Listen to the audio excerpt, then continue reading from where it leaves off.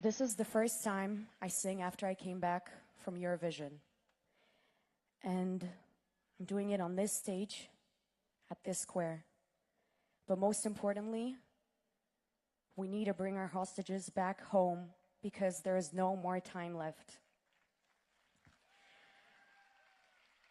I was waiting for the moment to sing October Rain, and it is my prayer to bring everyone back home. And I will not stop making our voice heard in Israel and all over the world until we bring everyone back home safely.